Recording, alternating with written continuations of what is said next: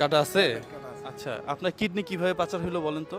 এটা মনে করেন যে একজন লোকে মানে যেখানে যা কাজ করতাম আর কি, এখানে মনে করেন যে একজনের কাছে সম্পর্ক হয়েছিল, পরিচয় হয়েছিল, তারপর ওনারা বললো যে আমার বাইরে দোকান আছে, তুমি চাইলে ওখানে চাকরি বাকরি করতে পারবা, ভালো স্যালারি পাবো। আর আমি বলছি যে বিদেশে যাওয়ার মতো আমার কাছে টাকা টোকা নাই, আমি কি বলবো? বলছে যা আছে আমরা বুঝবো, একটু যে যা খরচ আছে আমরা বুঝবো, তুমি ওখানে যা কাজ করে আস্তে আস্তে পরিশোধ করে দিই। কিন্তু ওখানে যা দেখি একটা চক্রদল ছিল, আমি বুঝতে পারিনি। তো ওখানে যাওয়ার পরে 1 মাস কাজ করছি, প্রায় 70,000 টাকার মতো আমাকে দেওয়া হয়েছিল। তারপর কোন দেশ এটা? এটা ইন্ডিয়াতে পরে নিয়ে যে আমার অপারেশন করেছে। মানে আপনি প্রথম কোন দেশে গেলেন? প্রথম সৌদি আরবে গেছিলাম। সৌদি আরব থেকে আপনাকে ইন্ডিয়া নিয়ে আসলো। নিয়ে আসছে। তারপর? তারপর এখানে 10-15 দিন রুমে আটকায় রাখা হয়েছে। আটকায় রাখার পরে মানে ভয় ভীতি দেখায় তারপর আমার কিডনি একটা নিয়ে নেওয়া হয়েছে আর কি। আচ্ছা, আপনি যার মাধ্যমে গেছেন তাকে চিনেন না? হ্যাঁ, তাকে চিনি। তারপর ওদের পরে মামলা, আমি বাংলাদেশে আসার পর ওদের নামে মামলা করছি। ওদেরকে 3 জন পুলিশে ধরছে, ওরা জেল খাটতেছে। তারপর আবার শুনলাম জামিনে বাইর হয়েছে আর কি ওরা।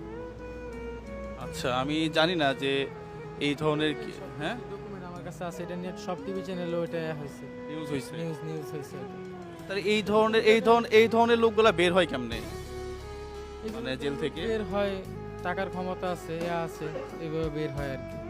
তারপর আমাকে বলছে যে তুমি সাক্ষী দাও, মানে জামিনের জন্য আমাকে অ্যাপ্লাই করছিল যে জামিনের জন্য করো, আমি তোমাকে দেখবো কি সমস্যা আসে, বিষয় কি। পরে আমি বলছি, আচ্ছা ঠিক আছে, যেহেতু আমি অসুস্থ, যা একটু হয়ে গেছে, কিন্তু আমাকে অসুস্থ, আমি চলাফেরা করতে পারতেছি না, কাজ কাম করতে পারতেছি না ঠিক মতন। কিন্তু মূলত আসলে আমাকে দেখে নাই। আচ্ছা, আমি জানি না আইনি প্রক্রিয়া কি আছে। একজন মানুষের শরীর থেকে কিডনি যদি কেউ পাচার করে নিয়ে যায়, তাকে যদি আবার পুলিশ ধরার পরে তারা আবার কেমনে ছাড়া পায় আমি জানি না, এটার ভিতরে কিছু থাকতে পারে, আমাকে ক্ষমা করবেন। এখন চট্টগ্রামে কি উদ্দেশ্যে আসছেন? আর সেটা বিষয়ে সবার সামনে একটু তুলে ধরার জন্য আসছিলাম, যাতে এরকম ভুল কেউ না করে আমার মতো, যেহেতু কেউ, আমি তো একদম লুবিয়ে পড়ছি, যেহেতু বিদেশে যাবো, টাকা ছাড়া ভালো টাকা পয়সা কামাতে পারবো, ফ্যামিলি নিয়ে ভালোভাবে চলতে পারবো। আমার ভিতরে এই লুপটা ঢুকছিল আর কি, যে বিদেশে যা ভালো একটা কিছু করবো, টাকা পয়সা কামাইতে পারবো।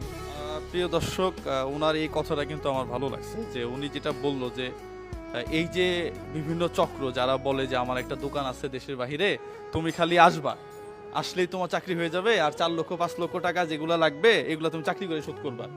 হ্যাঁ, উনিও ঠিক সেম চক্রে পড়েই তো আজকে শরীরের একটা কিডনি পর্যন্ত তাকে বিসর্জন দিতে হইলো। পাশাপাশি এটা খুবই দুঃখজনক। হ্যাঁ।